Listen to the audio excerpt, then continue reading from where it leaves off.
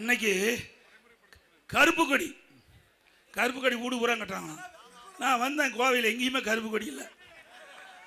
எங்கேயும் நான் பார்த்துக்கிட்டே வந்தேன், எங்காச்சும் இங்கே கோவை மக்கள் உஷாரான மக்கள், விழிப்புணர்வு மக்கள். திரு ஸ்டாலின் அவர்களே, நான் கேட்குற கேள்விக்கு பதில் சொல்ல முடியல. நடைபெறுகின்ற சட்டமன்ற தேர்தலில் தோல்வி பயம் வந்துட்டுது, தோல்வி ஜுரம் வந்துட்டுது. அதனால பாராளுமன்ற தொகுதி வரமுறை தமிழ்நாட்டுக்கு பாதிப்புன்னு திரு ஸ்டாலின் அவர்களே ஏற்கனவே உள்துறை அமைச்சர் சென்னைக்கு வந்த பொழுது, தமிழ்நாட்டுக்கு வந்தபோது, தமிழ்நாடு எந்த விதத்திலும் பாதிக்காது, பாராளுமன்ற தொகுதி வரமுறை தமிழகத்தில் எந்த விதத்திலும் பாதிக்காது தெளிவா சொல்லிட்டாங்க. இப்ப எதுக்கு கருப்புடி போராட்டம் தெரியுங்களா? நல்லா புரிஞ்சுங்க. சாதாரண ஆள் இல்லை இருக்கிற முதலமைச்சர். இவருக்கு தெரியும் எப்படி இந்த பாராளுமன்ற வரமுறை செயல்படுத்தப்படும், முன்கூட்டியே தெரியும். ஏன்னா அங்கங்க கருப்பு கொடி காட்டினா இப்போ இவர் நினைக்கிற மாதிரி அறிவிச்சுட்டா, பாத்தியா நான் போராட்டம் பண்ணேன், மத்திய அரசு பணிஞ்சு போச்சு என்ன சொல்லுவாரு? இவர் கருப்பு கொடி ஊர் பூரா கட்டின பிறகு இவர் நினைக்கிறதுக்கு மேல நல்லது செய்ய போறாங்க. யாரு? திரு ஸ்டாலின் நினைப்பதற்கு மேலாக, அவருடைய கட்சி கூட்டணி தலைவர் நினைப்பதற்கு மேலாக அற்புதமாக இந்த பாராளுமன்ற தொகுதி வரமுறை செயல்படுத்துவாங்க.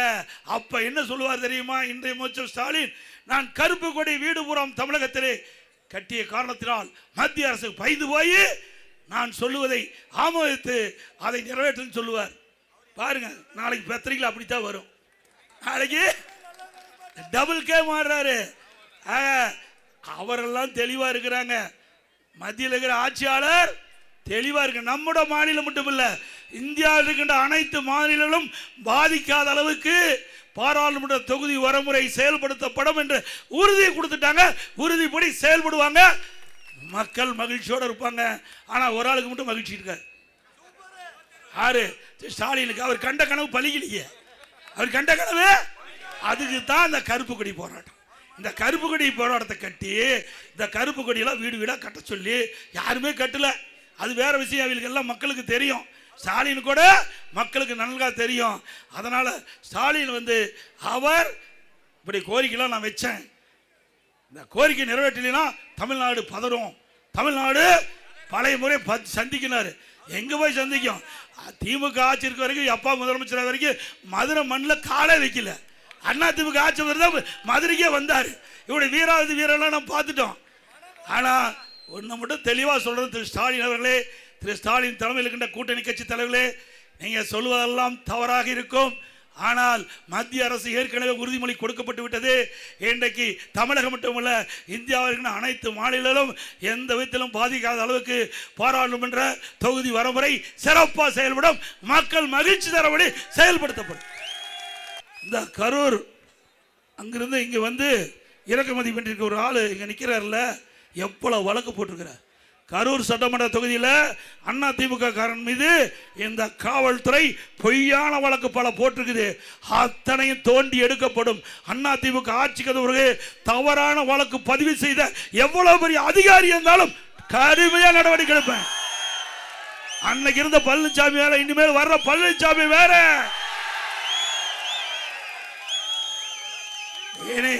ஆட்சிக்கு வந்த பிறகு பாரு எப்படி நடக்கணும் தமிழ்நாடு.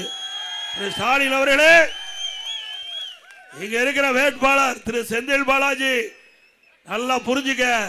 கரூர்ல எங்க ஆளு மீது பொய் வழக்கு போட்டுட்டு இருக்கிற இதே அதிகாரிகள் எப்படி எல்லாம் செயல்படுவான்னு பாருங்க. ஆட்சி மாறும்போது காட்சி மாறும். சக்கரம் சுத்திட்டே இருக்கும், கீழே இருக்க சக்கரம் மேலே வரும். அரசு அதிகாரிகள் நடுநிலையோடு நடந்துக்குங்க. இங்க கோவை மாநகரும் சரி, கோவை மாவட்டத்திலும் சரி, சரியான முறையிலே நடுநிலையோடு நடக்காது இருந்தா அவர்களுக்கு சட்ட ரீதியாக நடவடிக்கை எடுப்பேன், துணிச்சலா எடுப்பேன். சொன்னதை செய்வோம் பழனிசாமி, சொன்னதை செய்வேன். அப்புறம் பெண்களுக்கு 33% இடஒதுக்கீடு பண்றாங்க. அதுதான் பிரச்சனை. பெண்களுக்கு 33% ஏற்கனவே நாடாளுமன்றத்தில் ஒருமனதாக நிறைவேற்றப்பட்டு விட்டது. அதை நடைமுறைப்படுத்துறாங்க. அதை நடைமுறைப்படுத்துறதுக்கு தடுக்கிறதுக்கு தன வேலை பண்றார் ஸ்டாலின். ஆக இன்றைக்கு பெண்கள் மத்தியில் நல்ல பேர் வந்துடும் மத்திய அரசாங்கத்துக்கு. அதுக்காக இப்படிப்பட்ட கருப்பு கொடி வீடுதோறும் ஏற்ற வேண்டும் என்ற ஒரு தவறான செய்தி சொல்லுங்க. அது யாரும் நம்ப வேண்டாம். இன்னொரு பெரிய மனுஷன் சொல்லியிருக்கார், சிதம்பரம் எடப்பாடி பழனிசாமி சொல்வது அதிர்ச்சி அடிக்குதுன்னு. எப்ப நடந்தது தானே சொல்ல முடியும். மத்தியில் யார் ஆட்சி இருக்கிறா? பாரதிய ஜனதா தானே ஆட்சி இருக்குது. மத்தியில் இருக்கிற ஆட்சியாளர் சொல்றேன்னு சொன்னா வேற யாரு சொல்றது? சிதம்பரம் சொன்ன சொல்ல முடியும். நான் திரு சிதம்பரம் சொன்னார்னே சொல்ல முடியும். மத்தியில் இருக்கிற உள்துறை அமைச்சர் சொன்னாருன்னு சொன்னா அது எப்படி எடப்பாடி பழனிசாமி சொல்றானா? நீ 15 வருஷம் எத்தனை வருஷம் மத்தியில் மந்திரியா இருந்த? எத்தனை வருஷம் இந்த தமிழ் மண்ணில் பிறந்து உள்துறை மந்திரியா இருந்தீங்க, அப்புறம் ஃபைனான்ஸ் மினிஸ்டரா இருந்தீங்க. என்ன கொண்டாந்தீங்க தமிழ்நாட்டு? கொண்டாந்தாரா? இவர் பேசுறது தகுதி இருக்குதா? அல்ல தகுதி இருக்குதா? தமிழ்நாட்டு மண்ணில் பிறந்து பல ஆண்டுகளாக தமிழ்நாட்டு மக்களுடைய ஓட்டுகளை வாங்கி மத்தியிலே ஆட்சி அதிகாரத்திலே அமர்க்கின்ற பொழுது தமிழ்நாட்டுக்கு எந்த நிதியும் கொடுக்கல, திட்டத்தையும் கொடுக்கல. நீங்க பேசுறதுக்கு என்ன யோக்கியம் இருக்குது? சிதம்பரம் அவர்களே, எங்களை பத்தி பேசுறதுக்கு உங்களுக்கு எந்த தகுதியும் இல்லை. இப்படி மக்களை பற்றி கவலைப்படல, தமிழ்நாட்டை பற்றி கவலைப்படல. இருக்கின்ற பதவியை சுகமா அனுபவிக்கணும். ஓட்டு போட்ட மக்களை பற்றி திரு சிதம்பரமும் கவலைப்பட மாட்டாரு, இன்றைக்கு இருக்கிற முதலமைச்சரும் கவலைப்பட மாட்டார். அவருக்கு எப்பவுமே இங்க வந்து இங்க நிக்கிற திமுக விற்கிற வேட்பாளர் டெண்டு கொட்டாய் போடுவார். பட்டி என்ன நாமெல்லாம் மனிதர்களா ஆடு மாடா பட்டியில் அடைக்கிறதுக்கு? ஆட்டுப்பட்டி போடுறாரா? அதெல்லாம் ஆட்டுப்பட்டியில் நல்லா இரும்பு கதவை போட்டு எல்லாம் அடைக்க போறேன், கவலைப்படாது. நீ பட்டியலேயே மக்கள் அடைக்கிற காத்துக்கிட்டு எப்படியெல்லாம் மக்களை வஞ்சிக்காதே, ஏழைகளை வஞ்சிக்காதே, வறுமையை பயன்படுத்தி மக்களை ஏமாற்றி கவர்ச்சிகரமாக பேசி தயவு செய்து தவறான வழியை பின்பற்றினா அது பின்பு உங்களுக்கு பின்விளைவை ஏற்படுத்தும் என்பதை இந்த வேட்பாளருக்கு, நம்ம ஏற்று நிற்கின்ற வேட்பாளருக்கு எச்சரிக்கின்றேன். இந்த டெண்டு போடுறது, இந்த ஆளை கொண்டாந்து அடைக்கிறது, இதையெல்லாம் விற்று நியாயமான முறையில் ஜனநாயக முறைப்புள்ள மக்களை சந்தி.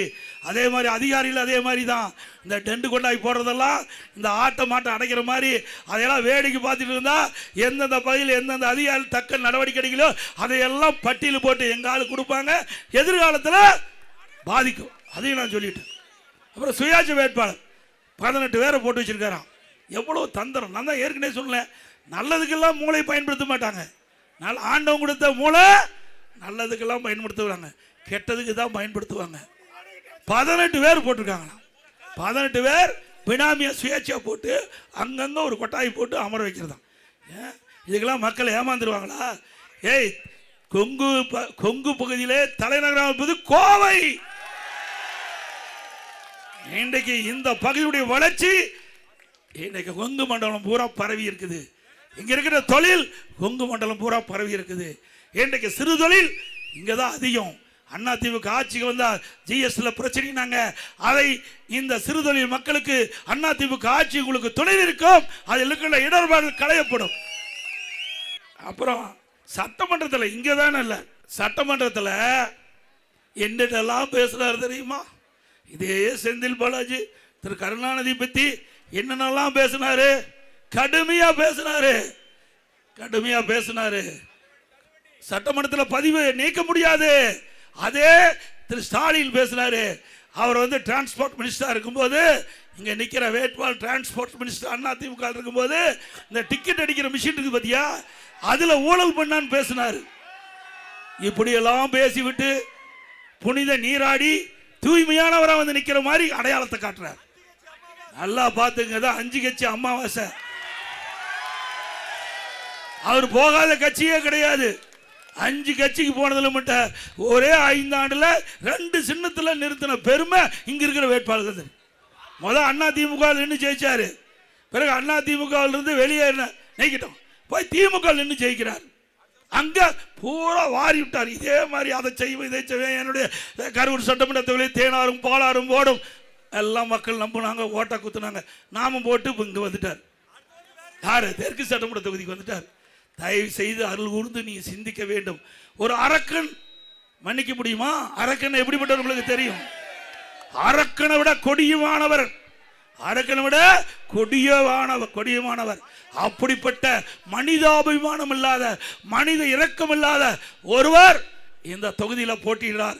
அருள் கூர்ந்து தயவு செய்து கொங்கு நாட்டு மக்கள் விழிப்புணர்வுகள், சிந்தித்து பார்க்கக்கூடியவர்கள், எது சரி தவறு என்று எடை போட்டு அதற்கு தக்க தீர்ப்பளிக்கக்கூடிய மக்கள், இந்த மண்ணில் பிறந்த மக்கள், அவர்கள் நியாயமான தீர்ப்பை வழங்குவீர்கள், நல்லவரை தேர்ந்தெடுப்பீர்கள். திரு அர்ஜுனன் அவர்களையும் திரு ஜெயராமன் அவர்களையும் வாணி சீனிவாசன் தேர்ந்தெடுக்கப்படுகிறார்.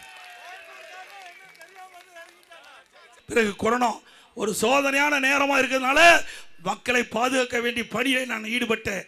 அதை இலக்காரமாக வச்சுக்கிட்டு நீங்கள் ஏதேதோ தவறு செய்கிறீங்க. இந்த அரசாங்கத்தில் அதிகாரிகள் தயவு செய்து அருள் கூர்ந்து சட்டத்தின் மீறி நீங்கள் நடவடிக்கை எடுக்க வேண்டும்.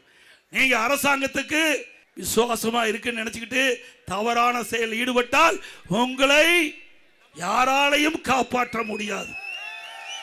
நிச்சயமா சொல்றேன், உறுதிபட சொல்றேன். இந்த தெற்கு சட்டமன்ற தொகுதியில் சொல்றேன், யாராலையும் காப்பாற்ற முடியாது. தவறு செய்தவர்கள் எவரால் விட்டு வைக்க மாட்டேன். எவ்வளவு பெரிய பதவி இருந்தாலும் விட்டு வைக்க மாட்டேன். அதனால என்ன நடந்தாலும் பரவாயில்ல, அதை பத்தி எனக்கு கவலை இல்லை. தவறு செய்யக்கூடாது. நியாயமான முறையில் நடங்கள், நடுநிலையோடு நடங்கள். மக்களுக்கு நீங்க பிரதிநிதியாக இருக்க வேண்டும். மக்களுடைய வரிப்பணத்தில் நீங்க சம்பளம் வாங்குறீங்க. திமுக கட்சியிலிருந்து சம்பளம் வாங்கல, மக்களுடைய பங்கு, மக்களுடைய வரிப்பணத்திலிருந்து சம்பளத்தை வாங்கி கொண்டிருக்கின்றீர்கள். அந்த சம்பளத்தை வாங்குகின்ற அதிகாரிகள் சரியான முறையில் மக்களுக்கு உதவி செய்ய வேண்டும், நடுநிலையோடு நடக்க வேண்டும். இது ஒரு இந்திய நாடு, மிகப்பெரிய ஜனநாயக நாடு. இந்த ஜனநாயக நாட்டில் ஜனநாயக முறைப்படி நடந்துக்குங்க. ஒரு கட்சிக்கு ஆதரவாக செயல்பட்டீங்களா உங்களுடைய எதிர்காலம் கேள்விக்குறியாகிவிடும். அதைத்தான் எச்சரிக்கையாக சொல்லிட்டு போறேன். இதுவரைக்கும் நான் எந்த இடத்துலையும் இப்படி பேசல, இந்த இடத்துல தான் நான் பேசியிருக்கிறேன். எங்க இருக்கிற வேட்பாளர் வந்திருக்கிறார், தெற்கு சட்டமன்ற தொகுதியில் திமுக சார்பால் போட்டிடுறாருல, வீராதி வீரன் சூராதி சூரன் பேசுறாருல. ஆட்சி மாறினா ஆளே காணாம எங்க ஓடி ஒளிச்சுக்குவார தெரியாது. ஆட்சி மாறினா அவ்வளவு வழக்கு இருக்குது, அவ்வளவு வழக்குகள் நீதிமன்றத்திலே நடந்துட்டு இருக்குது. அவ்வளவு வழக்கு நடைபெற்றுக் கொண்டிருக்கிற பொழுது அவருடைய பேச்சு இந்த அதிகாரி கேட்டா அவரை காப்பாத்துறதுக்கே முடியாது. உங்களை எங்க போய் காப்பாத்துவாங்க? சிந்திச்சு பாருங்க. தயவு செய்து அருள் கூர்ந்து சிந்திக்க வேண்டும். அதே போல மக்களும் சிந்திக்க வேண்டும். நீங்க சாதாரணமா நினைச்சிடாதீங்க. நீங்க எவ்வளவு ஆசை காட்டுவாங்க, கவர்ச்சிகரமா பேசுவாங்க. தேர்தல் விதிமுறைப்படி நான் எதுவும் பேசக்கூடாது. நீங்க உங்களுக்கெல்லாம் என்னென்ன செய்வாங்க உங்களுக்கு தெரியும். அதை நம்பி ஏமாந்துடாதீங்க, தயவு செய்து ஏமாந்துடாதீங்க. இருக்கிற கூப்பி வேண்டி கேட்டுக்கிறேன். அற்புதமான வேட்பாளர் தெற்கு தொகுதி என்னுடைய அருமை நண்பர் அர்ஜுனன் அவர்கள் உங்களுக்காக பாடுபடக்கூடியவர். நான் முதலமைச்சர் இருந்த காலத்தில் மக்களுடைய பிரச்சனைக்கு தான் கொண்டாந்து கடிதம் கொடுத்திருக்கார். அவருடைய சொந்த பிரச்சனைக்கு ஒரு கடிதம் கூட கொடுக்கல. இதை விட நல்ல வேட்பாளர் எங்க தேடி கண்டுபிடிச்சு? இந்த தெற்கு சட்டமன்ற தொகுதிக்கின்ற ஒவ்வொரு வாக்காளரும் அருமை சகோதரர் திரு அர்ஜுனன் அவர்களுக்கு வாக்களிக்க வேண்டும். அருவ ஜெயராமன் சிங்காநல்லூர் சட்டமன்ற தொகுதியில் போட்டியிடார், அவருக்கு வாக்களிக்க வேண்டும். வடக்கு கோவை வடக்கு சட்டமன்ற தொகுதி சகோதரி திரும்ப வானதி சீனிவாசன் அப்படியே இடி மாதிரி, இடி எப்படி இடிக்குமோ அது மாதிரி சட்டமன்றத்தில் அற்புதமான கருத்தை மக்களுடைய பிரச்சனை எடுத்து வைக்கும். அவருக்கு வாக்களிக்க வேண்டும் என்று அன்போடு இந்த நேரத்தில் கேட்டுக்கிறேன். இன்னொன்னையும் சொல்றேன், இன்றைக்கு திமுகவில் கூட்டணியில் 39 பேர் வெற்றி பெற்று போயிருக்காங்க. எவ்வளவு பேரு? திமுக கூட்டணி கட்சி சேர்ந்த 39 பேர். இவர்கள் போய் எத்தனை வருஷம் ஆச்சு? இப்போ கிட்டத்தட்ட நாடாளுமன்ற தேர்தல் 24 முடிஞ்சதில்ல, 25 அதுக்கு முந்தையும் 19 ஜெயிச்சாங்கல்ல. ஏதாவது தமிழ்நாட்டு மக்கள் குரல் கொடுத்தாங்களா? அங்கெல்லாம் பெஞ்ச தேய்ச்சிக்கிட்டு இருக்கிறாங்க. நீ போறது ஒண்ணுதான், போகாது ஒண்ணுது. உங்களுக்கு ஓட்டு மக்கள்லாம் ஓட்டு போடுறது வேஸ்ட். உண்மைதானே? என்ன போய் தமிழ்நாட்டு மக்களுக்காக நாடாளுமன்றத்தில் குரல் கொடுத்து அழுத்தம் கொடுத்து பெற்றுக்கிறீங்க? இதே அண்ணா திமுக இருந்தது, காவிரி நதிநீர் பிரச்சனை வந்தது. அந்த காவிரி நதிநீர் பிரச்சனை வந்தபோது நாம பாரதிய ஜனதாவோட கூட்டணி அமைச்சிருந்தோம்.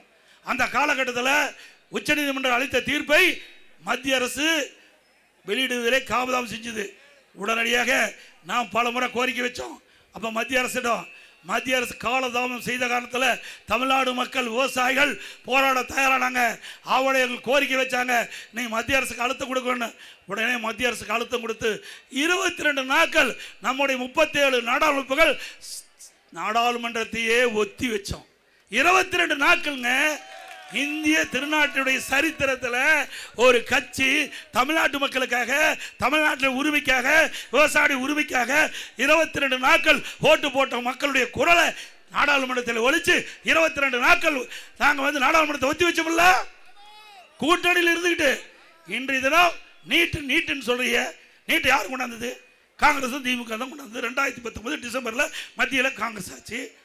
திமுக இருக்கிற காந்தி செல்வன் சுகாதாரத்துறை இணையமைச்சர். அப்போதான் நீட்டை கொண்டாந்தீங்க. கொண்டாந்ததும் அவர் தான், எதுக்குறதும் அவர் தான். யாரு கொண்டாந்தது, எதுக்குறதோ எப்படி பாருங்க, டபுள் கேம் ஆடுறாங்க. இதை பற்றி ஏதாவது நாடாளுமன்றத்தில் குரல் கொடுத்து ஒத்தி வச்சிருக்கீங்களா? அப்புறம் எதுக்கு நாடாளுமன்றத்தில் 39 பேர் நீங்க எதுக்கு இருக்கிறீங்க? தமிழ்நாட்டு உரிமைகளுக்காக போராட்டிங்களா? தமிழ்நாட்டுடைய திட்டங்கள் பெறுவதற்கு போராடினீங்களா? தமிழ்நாட்டுக்கு தேவையான நிதிகளை பெறுவதற்கு போராடினீங்களா? எதுவுமே இல்லை. ஆக இதையெல்லாம் ஒரு பில்டப். இன்றைக்கு இருக்க இந்த முதலமைச்சர் பில்டப் கொடுத்துட்டு வருகின்ற தேர்தலில் மக்களை ஏமாற்றி வாக்குகளை பெறுவதற்கு தந்திரமாக எடுக்கின்ற நாடகம் மக்கள் புரிந்து கொண்டார்கள் என்பதை இந்த நேரத்திலே தெரிவித்து